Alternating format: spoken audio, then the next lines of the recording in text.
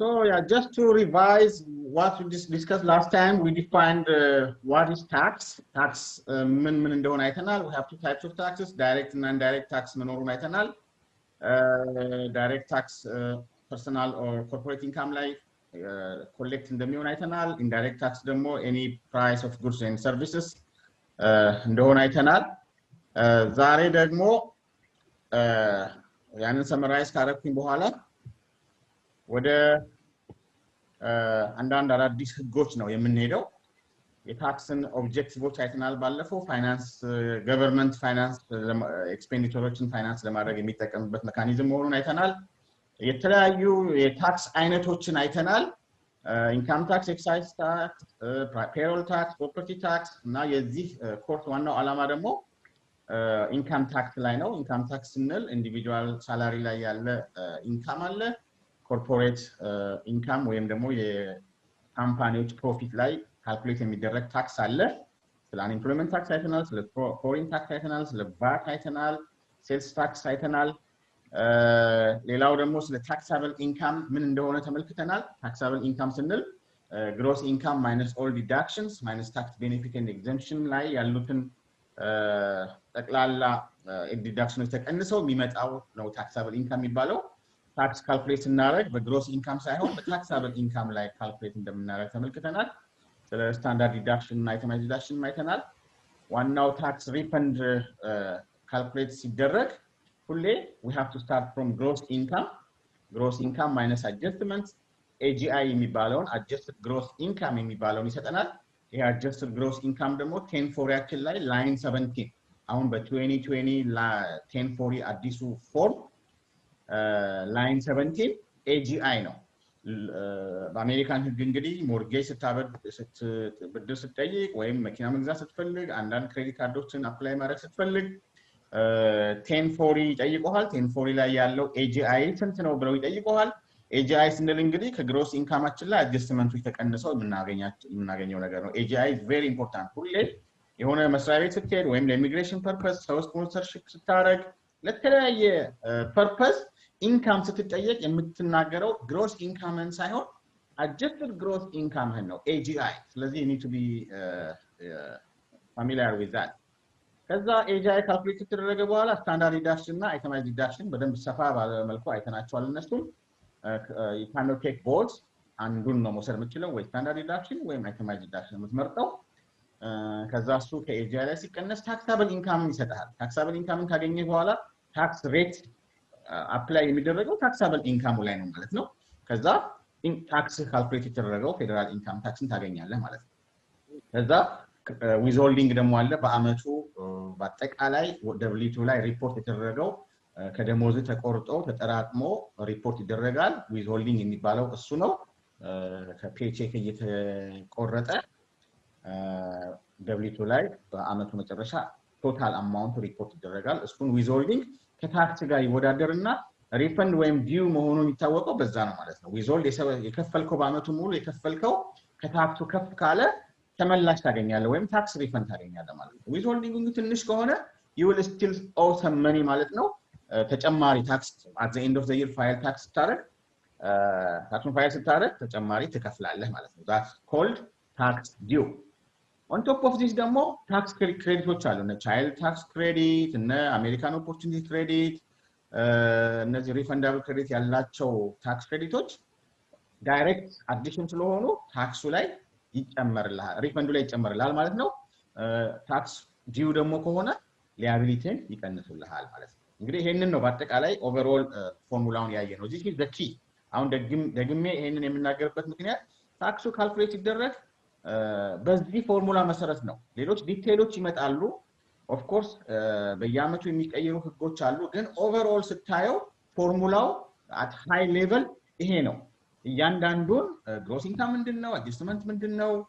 የሚለውን ነገር በደንብ እናያለን ሰፋ አድርገን ማለት ነው ግን በአጠቃላይ as a summary level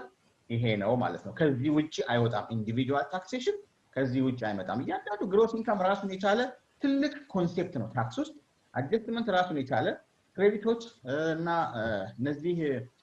ቤኔፊቶች ስታንዳርድ ዲዳክሽን itemized deduction ሰፋ ያሉ ኮንሴፕቶች ናቸው ግን በአጠቃላይ ስናየው ይሄ ነው እና ግሮስ ኢንካምን ባለፈው አይተናል ምን እንደሆነ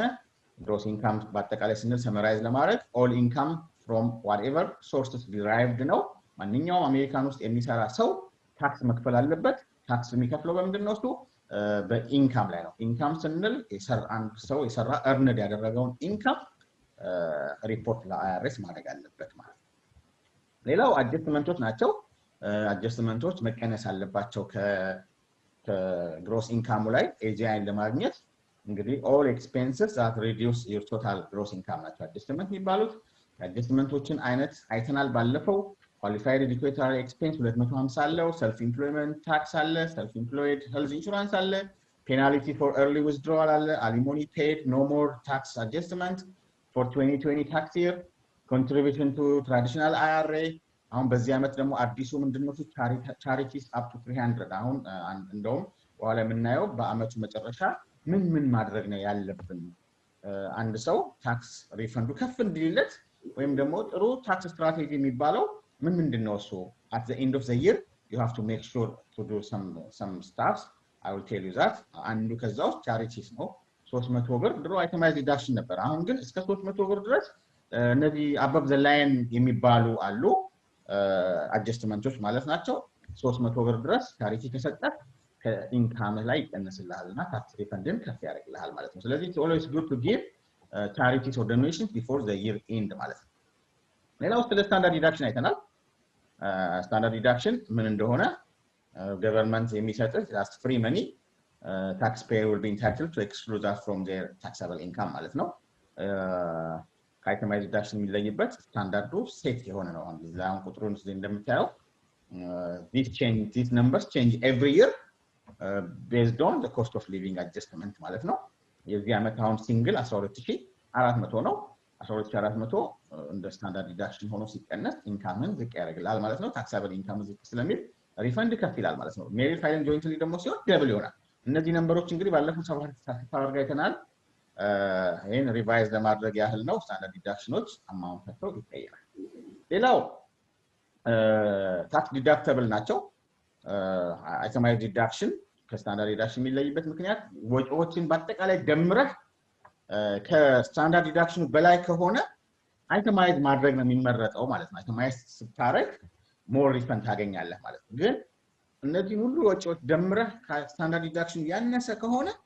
it's better for you to take the standard deduction ማለት ነው ስለዚህ you have to take one or the other medical expense threshold አለው አይተናል medical expense እንግዲህ የሆስፒታል ኮስት ሊሆን ይችላል የነዚህ like any medical expense doctor fee copay ሊሆን ይችላል dentist or eye exam cosmetics ያልሆኑ አንዳንድ የህክምና ወጪዎችን በአጠቃላይ ያካትታል ማለት ነው 7.5% of your age ላይ ነው ሞርጌጅ ኢንተረስት እንደዚሁ ቤት ያለው ሰው ሞርጌጅ ኢንተረስቱን ክሌም ማድረግ ይችላል ኢንሹራንሱንም እንደዛው ኮንትሪቢዩሽን በፊት 60% ወይም 50% ነበር የኤጂ አሁን በዚህ አመት አዲሱ ለውጥ እስከ 100% ኤጂ ድረስ contribution donate ማድረግ ይችላል ማለት ነው this is just to encourage people to give to other people especially because of this covid now ብዙ የተቸገሩ ሰዎች አሉ ዶኔሽንን ኢንከሬጅ ለማድረግ ነው እንግዲህ አይአርኤስ ከ100% ድረስ ዶኔሽን ለሚሰጡ ሰዎች ታክስ ዲዳክተብል ነው ያለው ማለት ነው በፊት 50% እና 60% ነበር አንዱ ለውጥ እሱ ነው በተጨማሪም ቅድም እንዳየነው ዶኔሽን ወይም ቻሪቲ እንደ above the line ሆኖ itemized እነዚህን itemized ባታረግም still 300 ብር መቀነስ ይችላል ይሄኛው ግን ከ300 ብር በላይ ከሰጠ ደግሞ itemized deduction ማድረግ ይችላል ማለት ነው ሌላው ስቴት እና ሎካል ታክስ ነው ስቴት እና ሎካል ታክስ ላይ አዲሱ ለውጥ ምንድነው the last 2 years apply የተደረገው በዚህ በትራምፕ አዲሱ የታክስ ህግ TCJA የሚባለው በሱ የተቀየረው ነገር threshold 10000 ብር ድረስ ብቻ ነው ድሮ you can deduct any state and local tax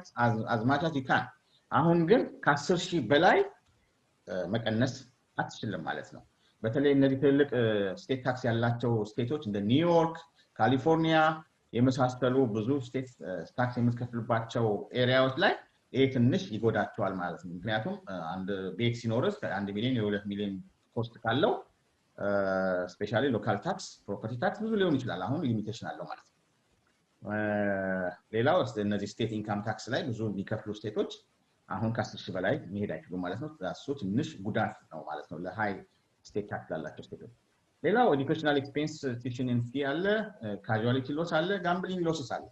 እነዚህ ናቸው እንግዲህ አይተማይዝድ ዲዳክሽን ልናደርግ የምንችላቸው በዚህ አመት በ2020 ማለት ነው እንግዲህ እነዚህ ይቀየራሉ ትሬሽሆልዱም ይቀየር ይችላል በየአመቱ that's why it's very important በየአመቱ የአዳዲስ የታክስ ህጎችን ማየት ያለብን ለዚህ ነው ምክንያቱም ኮንግረስ አዳዲስ የታክስ ህግ ሊያወጣ ይችላል በየአመቱ ማለት ነው ሌላው ታክስ ዲዳክሽን እና ታክስ ክሬዲት ልዩነታቸውን አይተናል በጣም ወሳኝ ነው ይሄ ዲዳክሽን ማለት ታክሳብል ኢንካምን የሚቀንስ ዲዳክሽን ቤኔፊቶች ናቸው ታክስ ክሬዲት ግን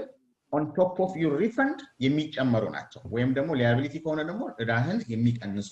ናቸው ማለት ነው ታክስ ክሬዲት ሁለቱ በጣም ልዩነት አላቸው የታክስ ክሬዲት ኤግዛምፕሎችን ባለፈው በሰፋ አድርገን አይተናል ትልልቅ የሚባሉት እነዚህ ቻይልድ ታክስ ክሬዲት አሜሪካን ኦፖርቹኒቲ ክሬዲት እና earned income ክሬዲት ናቸው earned income ክሬዲት እስከ 6660 ድረስ ታገኛለህ በዚህ አመት ማለት ነው ይሄንን ሰፋ አድርገን አይተናል የተለያዩ ታክስ ክሬዲቶች አሉ earned income ክሬዲት ቻይልድ ታክስ ክሬዲት ዲፔንደንት ኬር አለ አሁን 500 ብር ድሮ ያልነበረ the last ለ2018 እና 2019 እንደውም ለ2020 የተፈቀደ 500 ብር እናት ወይም አባት ቤት ቢኖር ልጅም ባይሆኑ ዲፔንደንት እስካለ ድረስ 500 ብር ክሬዲት ይሰጣል ማለት ነው ድሮ አልነበረም ይሄ አሁን ይሄ አዲስ ነው ቻይልድ ታክስ ክሬዲት ከ2000 ይሰጣል ሪፈንዳብል ፖርሽኑ 1000 ነው አዳፕሽን ክሬዲት አለ እነዚህ ፕሪሚየም ታክስ ክሬዲቶች አሉ ፎሬን ታክስ ክሬዲት አለ እነዚህ የተለያዩ ታክስ ክሬዲቶች ናቸው ሌላው የትምህርት ክሬዲቶች አሉ ኤዱኬሽን ክሬዲት የሚባሉት ላይፍ ታይም ለርኒንግ ክሬዲት አለ አሜሪካን ኦፖርቹኒቲ ክሬዲት አለ እነዚህ ሁለቱ ትምህርት ቤት ለሚሄዱ ሰዎች የሚሰጡ ክሬዲቶች ናቸው ያኛው የመጀመሪያው ላይፍ ታይም ክሬዲት እስከ 2000 ብር ድረስ ማስቀነስ ይችላል ትምህርት ቤት በመሄድ ብቻ ኳሊፋይድ የሆኑ ቲዩሽን ፊዎችን እና ተገናኙ ሪሌትድ የሆኑ ኤጁኬሽናል ኤክስፔንሶችን እስከ 2000 ብር ድረስ ማስቀነስ ይችላል እንዴት ነው ካልኩሌት የሚደረገው 20% of tuition paid ነው ማክሲመሙ ግን 2000 አሜሪካን ኦፖርቹኒቲ ክሬዲት ደግሞ እስከ 2500 ብር ድረስ ክሬዲት ይሰጣል ማለት ነው which is really good refundable portion 1000 እና ይሄ ለ4 አመት ኮሌጅ ወይም ዩኒቨርሲቲ ለሄደ ሰው ይሰጥ ማለት ነው ይሄ እነዚህ ሁለት ክሬዲቶች በጣም ወሳኝ ናቸው ሌላው እንግዲህ 1000 የነበረው 2000 ማለት ቻይልድ ታክስ ክሬዲት per child ነው ሊሚቴሽን አለው እስከ 200,000 ብር AGI ያለው ሰው ብቻ ነው ይሄን ኳሊፋይ የሚያደርገው ሃይ ኢንካም የሆኑ ሰዎች ቻይልድ ታክስ ክሬዲት አያገኙም ምክንያቱም ብዙ ብር ካላቸው ቤተሰባቸው ማስተዳደር ስለሚችሉ it doesn't make sense ለነሱ ቻይልድ ታክስ ክሬዲት መክፈል ለነዚህ ከ200,000 ብር በላይ በታች ለሰሩ ሰዎች ብቻ ነው ሌላው earned income ክሬዲት ቅድም እንዳልኩት ነው ኢንካም ፌዝ አውት አለው ከ50,000 ብር በላይ የሰራር earned income ክሬዲት አያገኝም እንግዲህ ስሙ እንደሚያመለክተው እዚህ ላይ ስክሪኑ ላይ እንደምታየው እዚህ ላይ earned income credit threshold በኢንካም እና በነምበር ኦፍ ዲፔንደንትስ ነው የሚወሰነው የመጀመሪያው አንድ ዜሮ ምንም ልጅ የሌለው ሰው earned income ሎው ስለሆነ ብቻ 15,000 ብር earned income ያለው ወይም ኢንካም ያለው ሰው 538 ብር ብቻ ነው የሚያገኘው አንድ ልጅ ሲኖር 3584 ይሆናል ሁለት ልጅ 5900 3 kids ካሉ 3 ልጆች ያለው ሰው 6660 ብር ማክሲመም ወስዶ ነው 6660 ብር ያገኛል ማለት ነው እንግዲህ አንድ ሰው 3 ልጅ ኖሮት ኢንካሙ 50,000 ብር ከሆነ እስከ 6660 ብር ያገኛል that's the maximum thresholdum 50,000 ነው ከ50,000 ብር በላይ ያላቸው ሰዎች earned income credit የሚባል ነገር አያገኙም ማለት ነው እንግዲህ ይሄ earned income credit የተባለበት ምክንያት ለሚሰራ ሰው ኢንካም ላለው ሰው ብቻ የሚከፈል ነው otherwise ሰዎች ቤታቸው ቁጭ ብለው ይሄን ክሬዲት ይጠብቁ ነበር so government encourage you to go to work ለዛ ነው earn ያደረከው ኢንካም ከሌለ በስተቀር ይሄንን ክሬዲት አታገኝም ማለት ነው ሌላው እንግዲህ ዛሬ ፎከስ የምናደርገው ነገር ምንድነው እሱ እነዚህ አዳዲስ ቼንጆች ምንድናቸው የሚለውን ነገርና ሌሎች የቀሩትን ኢንዲቪጁዋል ታክሴሽን ላይ ማየት የሚገባንን ወሳኝ የሆኑ ህጎችን ቤዚክ ሎውስ እናያለን ማለት ነው እንግዲህ በዚህ አመት 2020 አፕላይ የምናደርጋቸውን ህጎች እናያለን ምንድነው የተቀየረው የዚህ የኮቪድ ኢምፓክት እንዴት ነው የሚለውን ነገር እናያለን ማለት ነው ስለዚህ how it affects you among individuals the tax plan helps higher income families most እንግዲህ በአዲሱ ህግ ብዙ ሰዎች ኮምፕሌንት ያደርጉ ነበሩ የተጠቀሙ ሰዎች በዚህ አዲሱ ህግ ሃይ ኢንካም የሆኑ ሰዎች እንግዲህ የዚህ አዲሱ የትራምፕ ህግ ፌቨር የሚያደርገው ሀብታሞችን ነው ቢዝነስ ኦነሮችን ነው የሚል ኮምፕሌን ነበረ እንግዲህ አንዳንድ ሪሰርቾች እንደሚያሳዩት those in the 95 to 99% range would receive a 2.2% increase in after tax income those in the 20 to 80% income range would receive 1.5% increase ነው እንግዲህ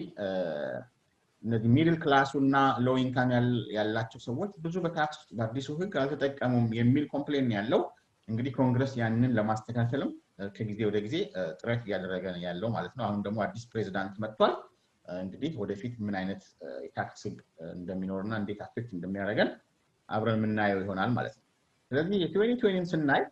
increase standard deduction of course standard deduction ቅድም እንዳልኩት በcost of living adjustment አማካይነት at least 100 ብር ወይ 150 200 ብር ይጨምራል በየአመቱ እንግዲህ የኑሮ ውድነቱ is a price increase ያደረገ ስለሚሄድ እሱን ትንሽ ኮምፐንሴት ለማድረግ ስታንዳርድ ዲዳክሽን በየአመቱ ሂስትሪውን ስታይ ስታንዳርድ ዲዳክሽን በየአመቱ ለሜሪድም ለሲንግልም ለሄድ ኦፍ ሃውስሆልድም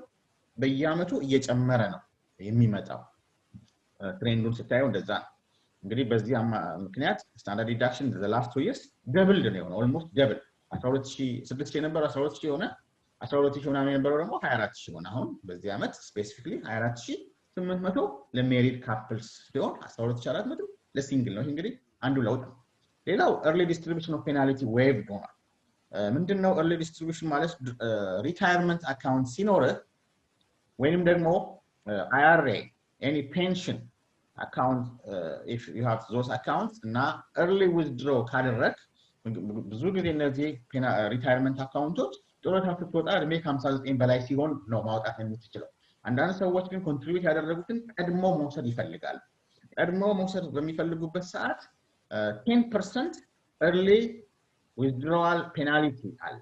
እሱን ይከፍሉ ነበር አሁን ግን በዚህ በኮቪድ ምክንያት ምንድነው የተደረገው ነገር በ2020 because of COVID-19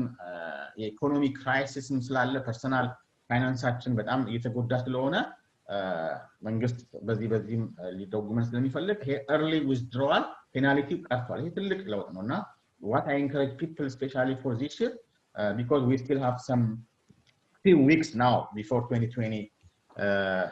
is finished so it's always good to think where you have to spend your money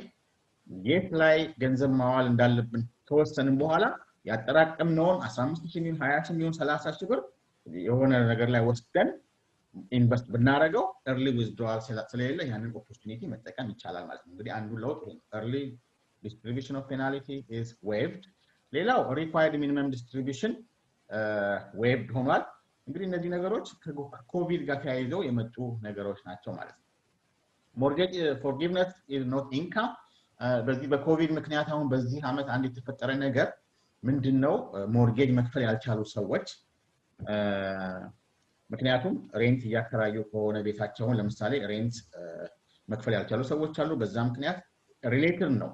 ያ ፕሮብሌም ሞርጌጅ እንዳትከፍል የሚያረጋቸው ሰዎች አሉ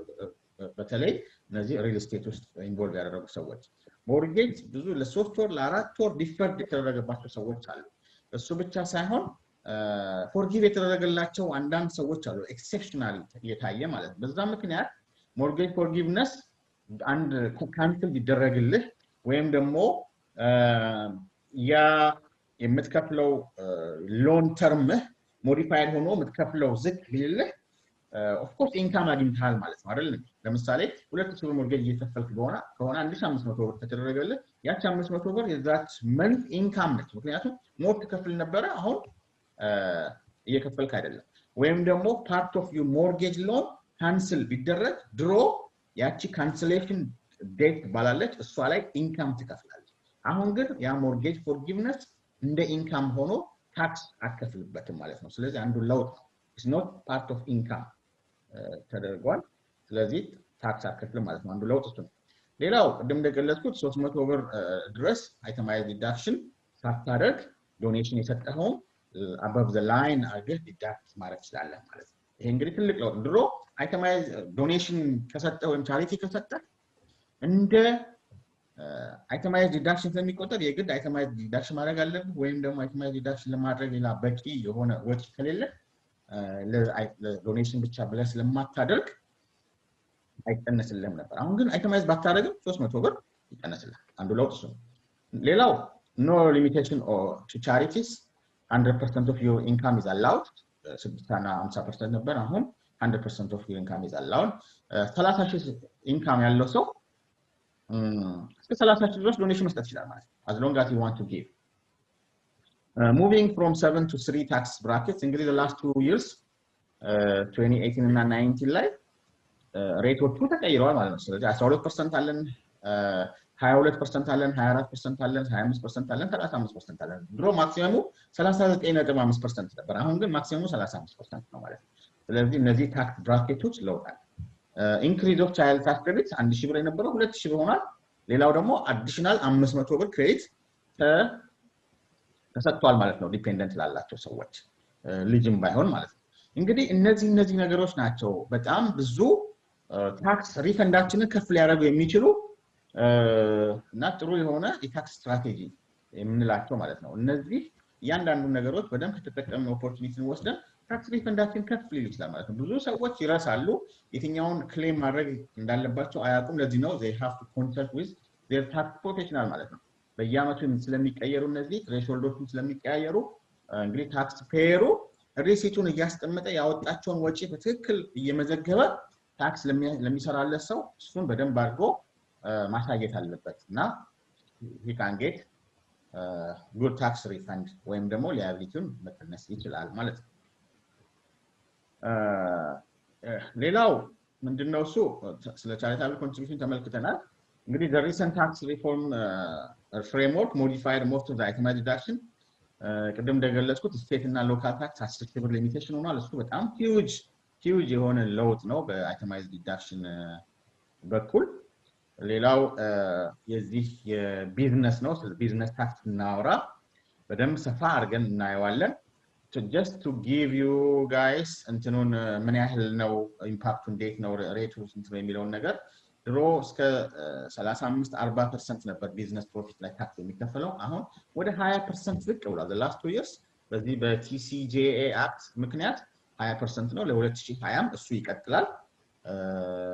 pass through business rates ደግሞ ወደ 25% ዝቅ ብሏል ስለዚህ አንድ ኮርፖሬሽን 1 ሚሊዮን ፕሮፊት ያለው ኮርፖሬሽን ወይም ካምፓኒ 40% ይከፍል የነበረው አሁን በግማሽ 20% ብቻ ነው የሚከፍለው ስንል በጣም ሂውጅ ለውጥ ነው ያለው እና አንዱ ትልቁ ቢዝነስ ኢንካም ላይ ወይ ቢዝነስ ታክሴሽን ላይ ትልቁ ለውጥ እሱ ነው ማለት ነው ኦቨርኦል ኢምፓክቱ ስንመለከት እንግዲህ ኮርፖሬት ሬትስ would fall dramatically of course ቅድም ያልኩት ነው 20% dramatically ነው የቀየረው ሌላው እነዚህ multinational corporations face big changes for the first time the United States is proposing to effectively levy a global minimum tax to 10% which would apply to income that high profit subsidiaries of American companies earn anywhere in the world. The effort is aimed at preventing companies from shifting profits abroad and grabbing back some of the tax revenues of income earned overseas. So let አንዱ እንግዲህ የትራምፕ ታክስ ኢንከሬጅ ለማድረግ የታሰበው ውጪ ኢንቨስት ይደረጉ የሚያደርጉ ሰዎች አሉ ኦቨርሲስ የተለያየ ሀገር እየሰሩ ኢንካማቸውን እዛው በየቦታው የሚያስቀምጡ ሰዎች ነበሩ እነሱን እንግዲህ ወደ አሜሪካ ውስጥ እንግዲህ ፈርስት አሜሪካን ከሚለው ኮንሴፕት ጋር በተያያዘ የውጪ ኢንቨስተሮችን ወደ ሀገር ውስጥ መልሶ ማምጣት ከሚለው ጋር በተያያዘ ነው እንግዲህ አንዱ ቅድም እንዳልኩት የታክስ ትልቁ ኦብጀክቲቭ አንደኛው ሬቨኒው መሰብሰብ ነው ሁለተኛው ደግሞ ኢኮኖሚውን ቡስት ማድረግ ነው የተለያዩ እነዚህ ፊስካል ፖሊሲዎችን እየተጠቀሙ ያንን አፕላይ ለማድረግ ነው እንግዲህ ይሄን እንደዛ ሜካኒዝም ነው የተጠቀሙበት ማለት ነው ሌላው the White House has said more than 2.5 trillion in America profit held offshore እንግዲህ ብዙ ፕሮፊት ሜኪንግ የሆኑ ካምፓኒዎች ከአሜሪካ ውጪ ስላሉ እነሱን ወደዚህ ማምጣት ነው ትልቁ ዓላማ ማለት ነው ሌላው one of the biggest flashpoints will be how the bill treats the state and local tax deduction which lawmakers are proposing to limit to propose he already applied on 10,000 ቅድም የገለጽኩት ማለት ነው ሌላው the bill would eliminate alternative minimum tax AMT የሚባል አለ እሱ ላይ ሞዲፊኬሽን ተሰርቷል ማለት ነው አሜሪካ ይሄ AMT ብዙ ጊዜ ቢዝነስ ያለው ሰው ትልቅ ሃይ ኢንካም የሆኑ ሰዎችን ኢምፓክት የሚያደርግ ነው ማለት ነው እስቲ አሁን ወደ ቤዚኩ የታክስ ህግ ስንመለስ who must file የሚለው ነገር ስናይ ማን ነው ታክስ መክፈል ያለበት ወይም ደግሞ ማን ነው ታክስ ፋይል ማድረግ ያለበት ብዙ ጊዜ እንግዲህ I'm receiving many questions about this አንድ ሰው 8000 ቢሰራ ወይ 5000 ቢሰራ ወይ በጣም ሎ ኢንካም ሆኖ በአመት ውስጥ ቤቢ ሴት አድርጎ 2000 ብቻ የሚሰራ ሰው አለ አንዳንዴ ደግሞ በጣም ብዙ ኢንካም ያለው ሰው አለ በ1099 ኢንካም ልታገኝ ይችላል ህጉ ግን ምንድነው የሚለው who must really file ተማሪዎች አሉ ፓርት ታይም እየሰሩ ኢንካም የሚያገኙ ሰዎች አሉና ህጉ የሚለው ምንድነው የሚለው ነገር ነው የምናየው እንግዲህ who must file April 15 በፊት በየአመቱ ማን ነው ታክሱን ፋይል ማድረግ የሚለው ነገር ስናይ ጀነራል ሩሉ የሚለው እንግዲህ አጠቃላይ ህጉ generally the taxpayer must file a return if his or income is equal to or greater than the sum of personal exemption or standard deduction personal exemption በፊት በአንድ ሰው ወይም በአንድ ልጅ 4050 ብር የሚሰጥ ነበር እሱ አሁን ቀርቷል በአዲስ ህግ personal exemption የለም ስለዚህ ያ ህግ ተቀይሮ አሁን ምንድነው እሱ standard deduction ብቻ ሆነ ማለት ነው ስለዚህ the regular standard deduction except for married filing separately plus additional standard deduction አንድ ሰው standard deduction 12000 ከሆነ ኤጁ ደግሞ 65 በላይ ከሆነ ያቺ 1300 ተደምራ ያንን ነው የሚከፍለው ማለት ነው አንድ ሰው አሁን ከ65 አመት በታች የሆነ ሰው 12000 ሲንግል የሆነ ሰው 12000 በዚህ አመት አሁን 12400 ብር ነው standard deduction ኢንካሙ ከ12400 በታች ከሆነ ታክስ ፋይል ማድረግ አይገደድም በህጉ አይገደድም ያ ማለት ግን ታክስ ፋይል ማድረግ አይችልም ማለት አይደለም ኢንካሙ ከዛች በታች ከሆነ he still can file but he is not legally required to file በአጠቃላይ እንግዲህ indirectly ምን ማለት ነው ይሄ ኢንካሙ ከ12400 በላይ የሆነ ሰው ብቻ ነው በ2020 ታክስ year ታክስ ፋይል እንዲያደርግ የሚገደደው ማለት ነው እንግዲህ ይሄ ጀነራል ሩል ነው ሜሪድ ፋይሊንግ ጆይንትሊ የሆኑ ሰዎች ደግሞ ያ አማውንት ደብል ይሆናል ማለት ነው ሜሪድ ለሆኑ ሰዎች ለካፕሎት ማለት ነው ሌላው ይሄ አንዳንድ ሰዎች ሬስቶራንት ሰርተው ቲፕ የሚያገኙ ሰዎች አሉ እና አዲሽናል ኢንካም ካላቸው ያችን 400 ብር ለምሳሌ ከሆነ ያገኙት ወይም 500 ብር 600 ብር ካገኙ 400 ብር በታች የሆነ ሰው ኢንካም ያገኘ ሰው ታክስ ኢንካም ሪፖርት አድርጎ ታክስ መክፈል አለበት ማለት ነው ሬስቶራንት የሚሰሩ ሰዎች ታክስ ቲፓቸው የሰበሰቡት ቲፕ በአመቱ ከ400 በላይ ከሆነ they have to pay tax on it ማለት ነው እና እንግዲህ ቅድም እንደገለጽኩት እዚህ ጋር 12400 ብር ይሆናል ማለት ነው በዚህ አመት ታክስ ፋይል ለማድረግ የምንጠቀምበት threshold amount ማለት ነው ኤክሰፕሽኖች ይኖራሉ እንግዲህ ታክስ ህግ ላይ ስናይ ብዙ ጊዜ ጀነራል ሩል አለ ኤክሰፕሽን ሩል አለ አሁን ኢንካም ላይ ለምሳሌ በአሜሪካ ህግ every income ታክስ ሊከፈልበት ይገባል ነገር ግን ኤክሰፕሽኖች አሉ ኤክስክሉዥን ኢንካም ኤክስክሉዥን የሚባሉ አሉ በኮንግረስ መፈቀድ አለባቸው እነሱ ላይ ታክስ አይከፈልም ስለዚህ በታክስ ህግ ሁሌ ጀነራል ሩል አለ እንደገና ደግሞ ኤክሰፕሽን ሩል አለ ማለት ነው so when to file እንግዲህ አንድ ሰው ታክስ ኢንካሙን ሪፖርት አድርጎ ታክስ ፋይል ማድረግ ያለበት before April 15 of every year ማለት ነው ይሄ ቀን አይቀየርም ይሄ ኮንስቲቱሽናል በሌጂስሌሽን አፕሩቭ የተደረገ ቀን ነው ኤክሰፕሽናሊ በዚህ አመት በኮቪድ ምክንያት እንደተፈጠረው አይነት ነገር ሲፈጠር ኮንግረስ አፕሩቭ አድርጎ ቀን መቀየር ይችላል ለምሳሌ በዚህ በ2020 ኤፕሪል 15 ሳይሆን ታክስ ዲው የነበረው ተራዝሞ እስከ ጁላይ 15 ድረስ ነው if you guys remember እስከ ጁላይ 15 ድረስ ሰዎች ታክስ ፋይል ማድረግ ይችላሉ አሁን 2021 ላይ ስንመጣ የ2020 ታክስ እንሰራ ህጉ እንዴት እንደሚሆን አናውቅም እስከ ኤፕሪል 15 ነው እንደበፊቱ ወይስ ይራዘማል የሚለው ነገር እንግዲህ ምናየው ነገር ይሆናል ማለት ነው ግን as a general rule April 15 is the tax due date ማለት ነው እዚያ ጋር እንደው tax date ነው የሚባለው ምክንያቱም everybody in America working and reporting income should file his tax before April 15 otherwise April 15 በኋላ ፋይል የሚያደርጉ ሰዎች ፔናልቲ አለው ታክስ ሁለት አይነት ፔናልቲ ነው ያለው አንደኛው ታክስን ፋይል ባለማድረግ የሚከፈል ፔናልቲ 0.5% ነው ሌላው ደግሞ ኦ የምታረግ ከሆነ በተለይ ታክስ ላያቢሊቲ ካለብህ before April 15 ፋይል ካላደረግ non payment penalty ደግሞ አለ 5% ማለት ነው እንግዲህ አንድ ሰው ፋይል ባለማድረጉም እንደገና ኦ ደግሞ አርጓል እሱንም ባለመክፈሉ እስከ ማክሲመሙ 5% ድረስ ፔናልቲ ይከፍላል ማለት ነው ከ5% በላይ አይሆንም ያቺ 0.5% እዛው ተጠቃልላለች ማለት ነው ስለዚህ ማክሲመም 5% ፔናልቲ ትከፍላለህ ማለት ነው ሌላው መክፈል ፋይል ማድረግ የማይፈልግ ሰው ወይም ደግሞ ፋይል ማድረግ ላልቻለ ሰው ምንድነው ያለው ኦፕሽን የሚለው ነገር ስናይ መንግስት ምን አስቀምጧል ይሄ አውቶማቲክ 6 months ኤክስቴንሽን የሚባለው ነገር አስቀምጧል ለምሳሌ አንተ ሚሊተሪ ላይ ልትሆን ይችላል ኤክሴፕሽናል ሩል ተቀምጧል ሚሊተሪ ላሉ ሰዎች ሌላ ሀገር ላሉ ሰዎች ወይም ደግሞ በሆነ ምክንያት ታክስን ፋይል ማድረግ ካልቻልክ before April 15 form 4868 የሚባል አለ form 4868 you have to file before April 15 then you get extension to get this extension you have to make sure to file this form before April 15 let's say you don't have any documents ready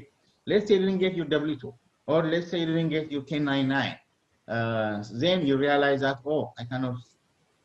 file my taxes then your option is you have to tell to your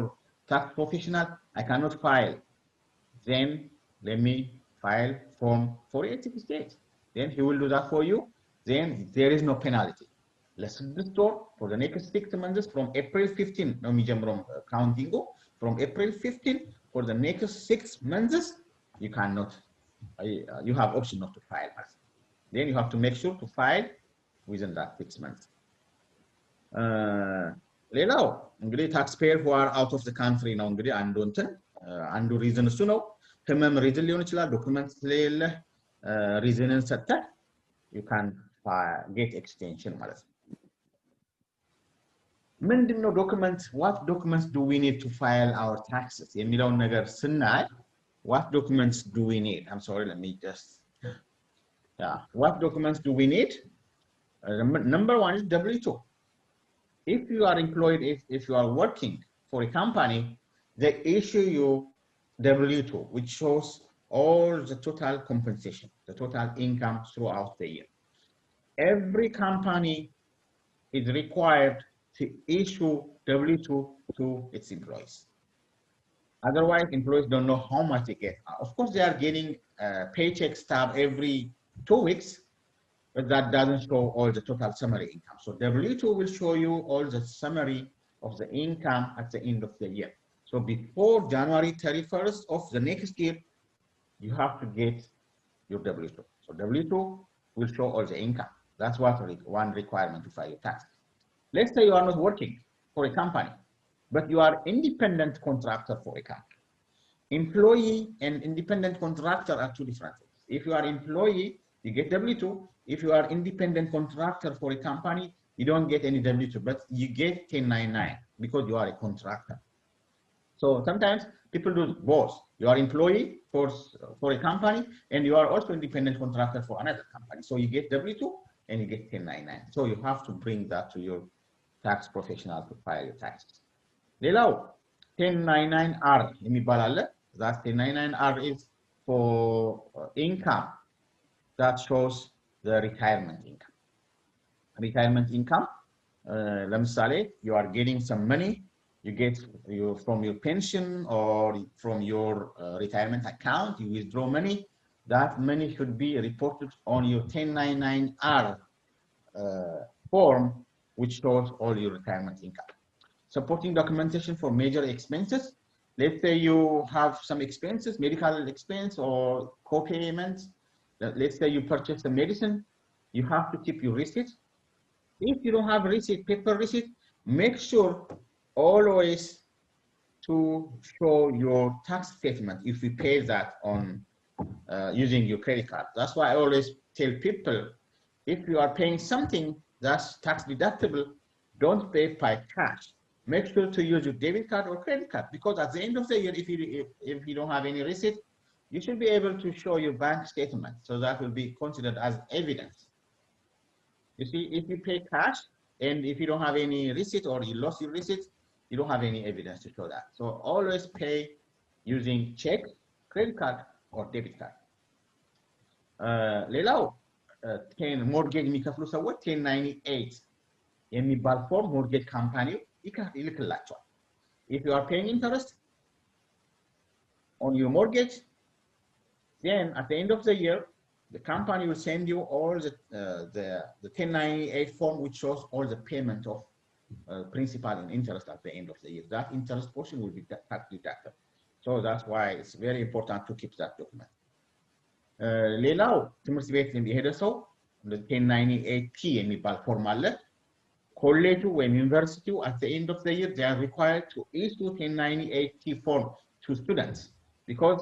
that shows all the tuition fee paid to the institution. You can't claim American Opportunity Credit and Lifetime Credit unless you show those documents. You will not be eligible for that tax credit. IRS is very serious about this because they are giving you 2,500 education credit, American Opportunity Credit. Unless you show that 1098, you don't get that eligible. You will not be eligible for that credit. Even if you claim that American Opportunity Credit on your form, IRS will send you a letter. Notice that where is the 1098T form. So it's always good. So do you guys have any question? Yeah, Sukari, you have question? Oh, you need break? Okay, let me give you some break. You can write on the chat.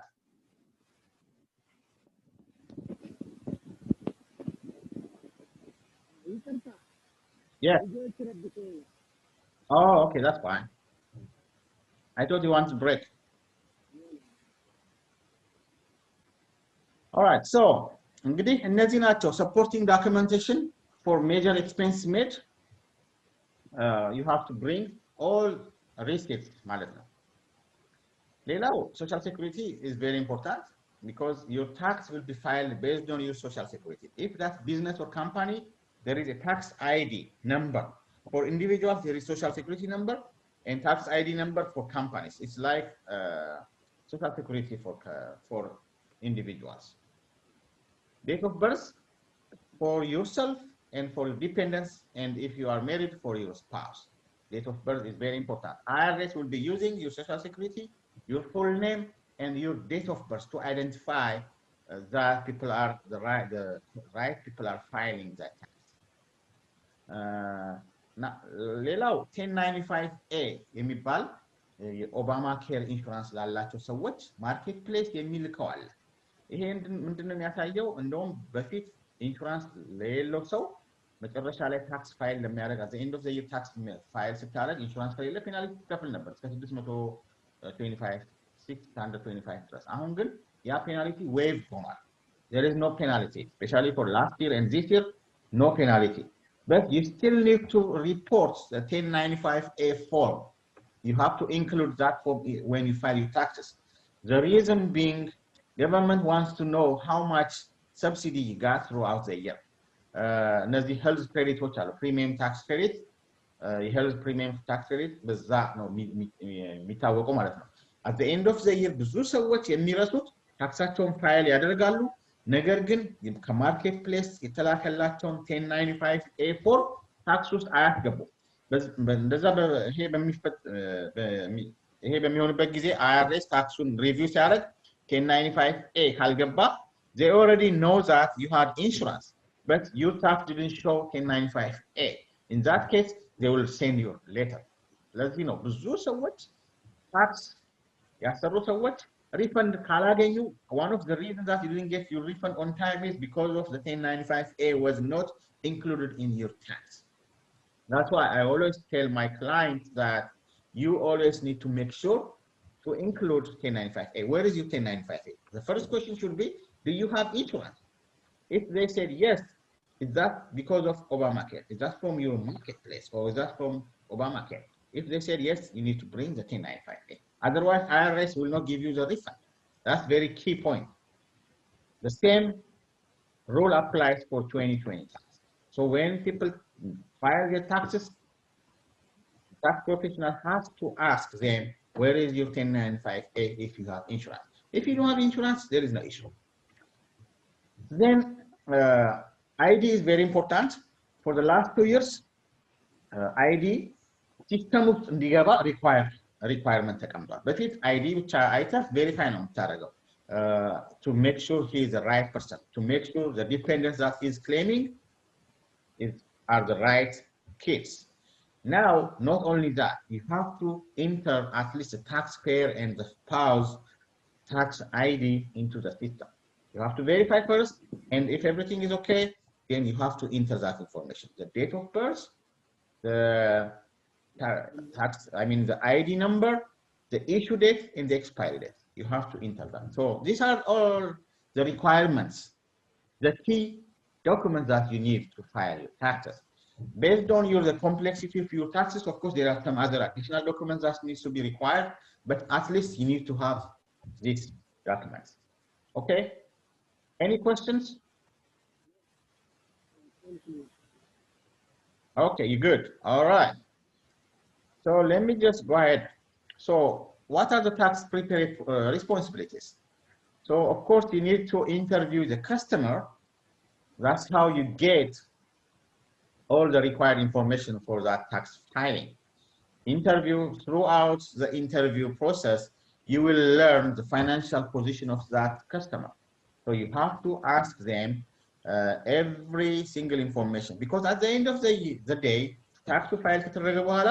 taxpayer ፈርሞ ማረጋገጥ አለበት. That's his responsibility. The tax professional responsibility is to make sure to capture whatever the taxpayer is telling you. So እያንዳንዷን ነገር verify አድርገህ audit የማድረግ responsibility የለብህም as a tax professional, but at least you have to ask the taxpayer and capture that, because the taxpayer will sign at the end of the day. Ask the required documents. You have to enter the necessary information in the tax software. You have to confirm the information entered if it's correct. You have to enter it and you have to confirm throughout the interview process. You have to communicate the tax refund or tax due at the end of the tax filing process. Then you need to tell the tax refund to the taxpayer so that he should be in agreement with you. And if there is any question, you have to explain to him how you did it. So that's one of the tax preparer responsibility. If it's tax due, አንዳንድ ሰዎች ታክስ ለምን ከፍላለሁ እኔ እኮ ሪፈንድ ነው የጠበቅኩት ይላል። ይሄ ብዙ ጊዜ የሚያጋጥም ነገር ነው። ሰዎች ታክስ ፋይል ማድረግ ማለት ሪፈንድ ማግኘት ብቻ የሚመስላቸው ሰዎች አሉ። ግን it can be the other way. በደንብ ዊዞል አላረጉም ሊሆን ይችላል፣ ቤኔፊት አላገኙም፣ ኢንካማቸው ሃይ ይሆናል፣ ታክስ ብራኬታቸው ሃይ ሊሆን ይችላል። በተለያየ ምክንያት በስሩአውት ዘይር ጥሩ የሆነ ታክስ የሚገባቸውን ያህል አልከፈሉም ይሆናል። ያንን ኤክስፕሌን ማድረግ የታክስ ፕሪፔረሩ የታክስ ፕሮፌሽናሉ ሪስፖንሲቢሊቲ ነው ማለት ነው። ለምንድን ነው የምከፍለው ብሎ ሲጠይቅ ሪፈንድ ማታገኘውና ታክስ የምትከፍልበት ምክንያት በቂ ታክስ በአመቱ አልከፈልክም አላስቆረጥክም ማለት ነው፣ ወይም ደግሞ ሌሎች ምክንያቶች ሊሆኑ ይችላሉ። then finally ኮንፈርም ካደረገ በኋላ ታክስ ፔየሩ ታክስ ሪተርኑም ፕሪንት አድርጎ እሱ መፈረም አለበት ማለት ነው። ከዛ በኋላ ኤሌክትሮኒካሊ ለአይአርኤስ ታክሱ ፋይል ይደረጋል፣ ወይም ደግሞ the other option will be mail ማለት ነው። እንግዲህ አይአርኤስ ብዙ ጊዜ ኢንከሬጅ የሚያደርገው ኢፋይል እንዲደረግ ነው። ኢፋይል ማድረግ የሚችሉ ታክስ ፕሮፌሽናሎች የተወሰኑ ናቸው፣ ከአይአርኤስ ፍቃድ የተሰጣቸው ናቸው ማለት ነው። ያንን ታክስ ፋይል ኤሌክትሮኒካሊ ፋይል ማድረግ ይችላሉ ማለት ነው። the other option ደግሞ ፈርመው ታክስ ፔየሩ ታክስ ፕሮፌሽናሉን ፈርመው በሜል ይላካል ማለት ነው። ይሄ ነው እንግዲህ በአጠቃላይ ሪስፖንሲቢሊቲ በሁለቱም ሳይድ ያለው ማለት ነው። ሌላው ፎሎ አፕ እና ኮንሰልቴሽን በጣም ኢምፖርታንት ነው። ታክስ ፋይሊንግ አሁን what I always do, I always follow up with the clients እና I always make sure I'm giving them the right consultation. ታክስ ፋይል ማድረግ ብቻ ሳይሆን ለኔክስት ይር ምንድነው ማድረግ ያለባቸው፣ አሁን በዚህ አመት ታክስ ሪፈንዳቸው ትንሽ የሆነው ለምንድነው ወይም ደግሞ ለምን ታክስ የከፈሉት ያንን አናላይዝ አድርጎ ታክስ ፕሮፌሽናሉ ኔክስት ይር ደግሞ ይሄን ብታረጉ ብዙ ሪፈንድ ታገኙ ይችላልላችሁ የሚለው ኮንሰልቴሽን መስጠት ይኖርበታል ማለት ነው። አንዳንዴ ሪፈንድ የቆየበትን ምክንያት፣ አንዳንዴ በወቅቱ ሪስፖንድ ያላደረገበትን ምክንያት፣ እነዚህ ነገሮች ሁሉ ፎሎ አፕ አድርጎ ከስተመሩ ጋር መነጋገር በጣም አስፈላጊ ነው ማለት ነው እንግዲህ ቅድም እንደገለጽኩት የኦባማ ኬር ታክስ ፔናልቲ ጎን በጣም ትልቅ ሂውጅ የሆነ ቼንጅ ነው በጣም ብዙ ሰዎች ኮምፕሌን ያደርጉ ነበር ኢንሹራንስ ላይ የለ ታክስ ተከፍል ነበር now that penalty is gone now premium ቅድም እንደገለጽኩት ነው ያቺ 1095A ፎርም መትገባበት ምክንያት premium tax credits ሪፖርት መደረግ ስላለበት ነው እና reconciliation ይሰራል at the end of the year ታክሱ ፋይል ሲደረግ government የከፈለው ታክስ ሰብሲዲ አለ ያቺ ፕሪሚየም ክሬዲቷ ካልኩሌት ተደረጋለች ብዙ ካስቆረጥክ throughout the year ለኢንሹራንስ ብዙ ካስቆረጥክ ከከፈልክና at the end of the year tax ፋይል ስታደርግ ኢንካም በጣም ትንሽ ከሆነ እንደውም ሪፈንድ ሊጨምርልህ ይችላል ነገር ግን ሪፖርት ያደረከው ኢንካም መጀመሪያ ለኢንሹራንስ ካምፓኒው ትንሽ ከሆነና በዛ ምክንያት በአማውንት በኢንካም መሰረት ነው በአመቱ ምን ያህል ታክስ ኢንሹራንስ መክፈል እንዳለብህ በየወሩ የሚወስነው ትንሽ እየከፈልክ ነበር አሁን ግን ታክስን ፋይል ስታደርግ ኢንካም በጣም ከፍ ካለ ያ 1095A ፎርም ሲገባ reconciliation ሲሰራ የከፈልከው ፕሪሚየም ኢንሹራንስ ፕሪሚየም ትንሽ ነው ስለዚህ ኢንካም አሁን ትልቅ ሆኗል ሞር እንደውም እንድትከፍል ይሆናል ማለት ነው ታክስ ዲው ከፍል ይችላል አንዳንድ ሰዎች እንዴ ለምንድነው ታክስ ማልከፍለው የሚሉበት ታክስ ሪፈንድ ትንሽ የሆነበት ምክንያት ብለው ሲጠይቁ አንዱ ሪዝን ይሄ ሊሆን ይችላል ትንሽ ኢንሹራንስ ከፍለዋል ኢንካማቸው ትልቅ ነው ስለዚህ it's not fair premium tax credit አግኝተዋል still ቻርጅ ካልተደረጉ it's not fair ስለዚህ ምንድነው የሚሆነው ኢንካሙ ከፍ ላለ ሰው በኢንካሙ መሰረት ነው ያንን ሪፈንዱ ካልኩሌት የሚደረገው ማለት ነው እንግዲህ ኦባማ ኬር ላይ ያለው ነገር እሱ ነው ሌላው let's look at the tax bracket ደግሞ ነስቲ በ2020 ታክስ ብራኬቱ ከ10% ይጀምራል እስከ 37% ድረስ ይሄዳል ማለት ነው እንግዲህ 10% የመጀመሪያው ሬዝ ብራኬት 10% ነው ኢንካማቸው ከ9875 በታች የሆኑ ሰዎች 10% ነው የሚከፍሉት ማለት ነው ከ9876 እስከ 40000 ብር ኢንካም ያላቸው ሰዎች ታክስ ሬቱ 12% ይሆናል ማለት ነው ከ40000 እስከ 85000 22% ከ85000 እስከ 163000 24% ማክሲመም እንግዲህ ከ500 ከግማሽ ሚሊዮን በላይ ከ518000 በላይ የሰሩ ሰዎች 37% ነው ድሮ እንግዲህ 39.5% ነበረ ዝቅ ብሏል አሁን ማክሲመም ሬቱ ዝቅ ብሏል ማለት ነው አንዱ እንግዲህ በቲሲጄኤ አክት ምክንያት በዚህ በታክስ ከት ኤንድ ጆብ አክት ምክንያት የመጣ ለውጥ ማለት ነው ሜሪት ፋይሊንግ ጆይንትሊ ለሆኑ ሰዎች ደብል ይሆናል ስለዚህ ለሲንግል 9800 ነበረ ከዛ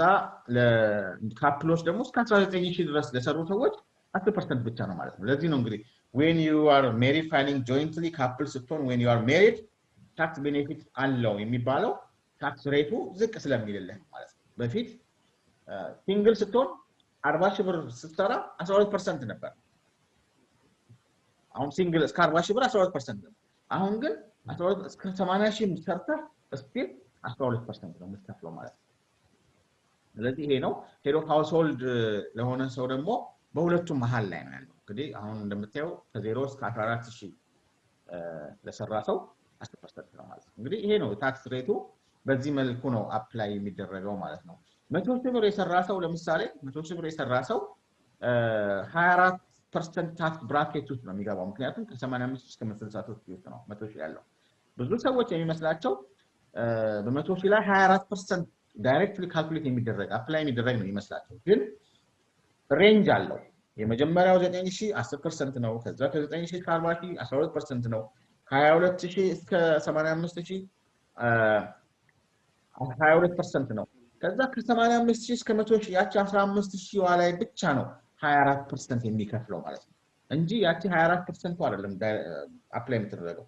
ስቴፕ ባይ ስቴፕ ነው 10% 12% 22% እያልክ ኢንካም ማክሲመም ኢንካም ላይ ሲደርስ ይቆማል ማለት ነው እንደዛ ነው አፕላይ የሚደረገው ስለዚህ ይሄ ነው እንግዲህ ይሄን ታክስ ሬት አፕላይ የምናደርገው የት ላይ ነው ግሮስ ኢንካም ላይ ሳይሆን adjusted gross income ወይም ደግሞ taxable income ላይ ነው ማለት ነው ዲዳክሽኖቹ ተቀናንሰው አንዳንድ ቤኔፊቶችን ታገኛቸው አፕላይ ተደርገው taxable income ላይ ነው ይሄ ታክስ ሬት አፕላይ የሚደረገው ማለት ነው that's the key point here okay this is all about the tax brackets ስለ ፋይሊንግ ስታተስ እንመልከት እስቲ filing status ስንል አምስት አይነት filing statusዎች አሉ single married filing jointly married filing separately አለ surviving spouse አለ head of household አለ single ስንል if you are like filing single you are not married you don't have any kids you just file as single the tax rate will be the standard deduction will be 12,400 if you are married filing jointly what it means is before the tax year before December 31 of the year if you have marriage license if you're legally married even if you're married at the last day of the year you are considered as married let's say you get divorced at the end of the year on December 31 you will be considered as single so it will be determined based on the status at the end of the year okay married filing separately የሚባለው ደግሞ ምንድነው you are legally still married but you can't file separately because the divorce process didn't finish you are still on the process your case is at the court so you are still legally married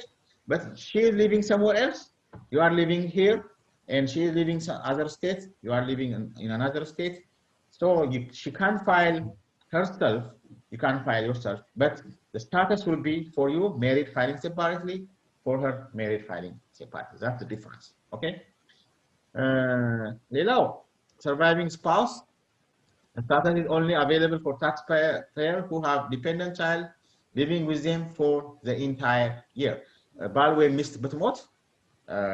መጨረሻ ላይ ፋይል ስታረግ at the end of the year በዛ አመት ፋይል ስታረግ surviving spouse ነው ለዛ ማድረግ ትችላለህ ማለት ነው ወይ እንደ widow ማድረግ ትችላለህ ማለት ነው head of household ደግሞ when you have dependents who you support and cover 50% of taxpayer let's say you are single dad or single mom ልጆች አሉ 50% of the expense አንተ መሸፈን ከሆነ ልጆችህን ይዘህ ወይም ሌሎች ዲፔንደንቶች ሊሆኑ ይችላሉ እንደ head of household ፋይል ታረግ ይችላል ማለት ነው ብዙ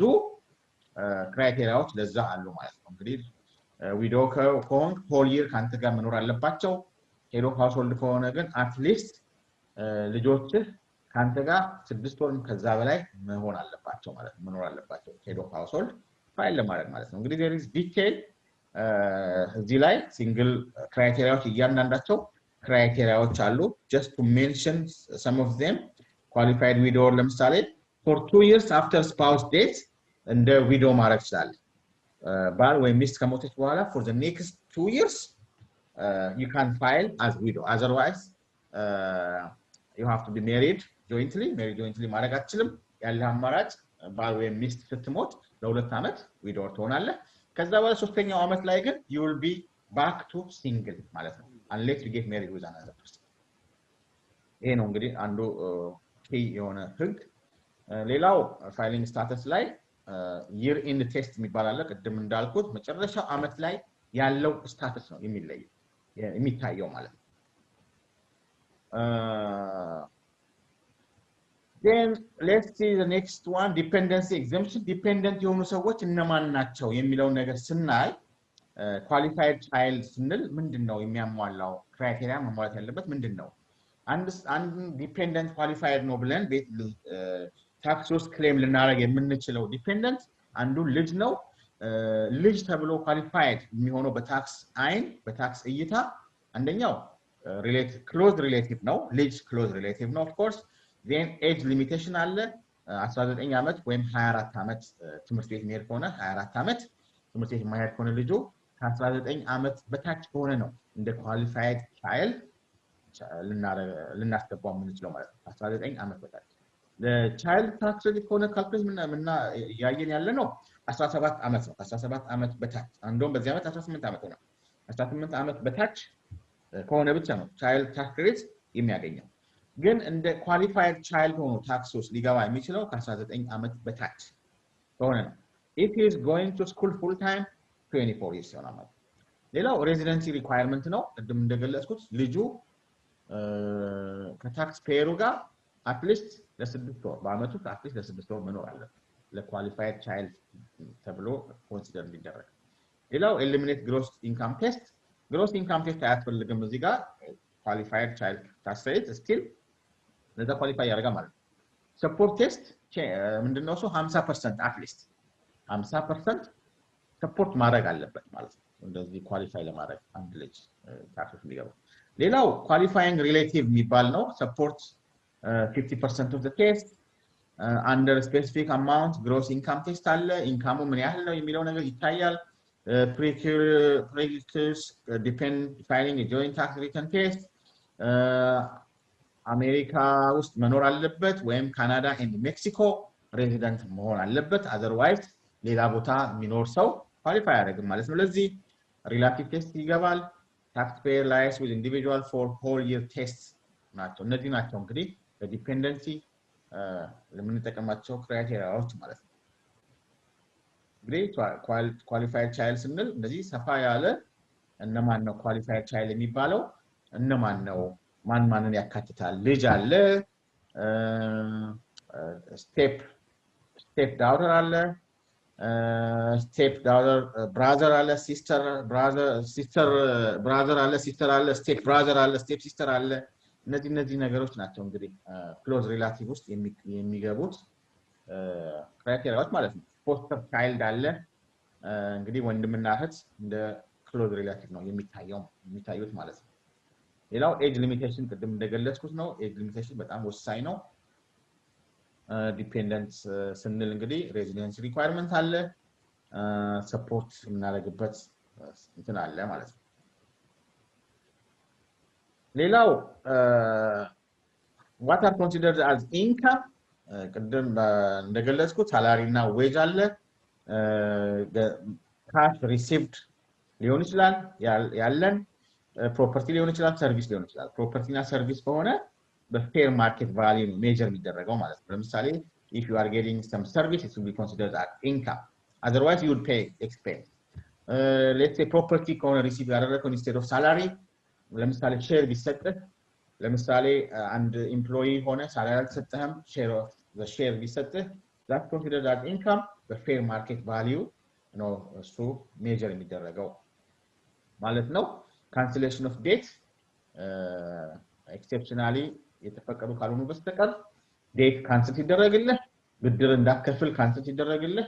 እሱ እንደ ኢንካም ኮንሲደር ይደረጋል ማለት ነው ሌላው bargain purchase የምንለው ነው if an employee sells property to the employee for less than its fair market value and share 100 ሺህ ብር የሚያወጣ ከሆነ ለአንተ በ80 ሺህ ብር ይሸጥልህ 20 ሺህ ብር ኢንካም አለ ማርኬት ፕራይሱ 100 ሺህ ነው ለአንተ ግን በ80 ሺህ ይሸጥልህ 20000 ኢንካም ተብሎ ይቆጠራል bargain purchase ይባላል ነው እንግዲህ እዚህ ጋር እናቁም ለዛሬ and we'll continue do you have any question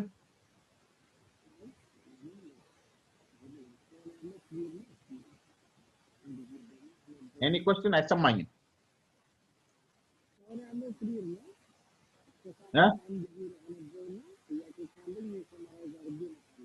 Yeah you can chat or you can email me if you have any questions email me and I should be able to answer if you have any specific questions እንግዲህ እዚህ ጋር እናቁም ለዛሬ then when we next time የቀሩትን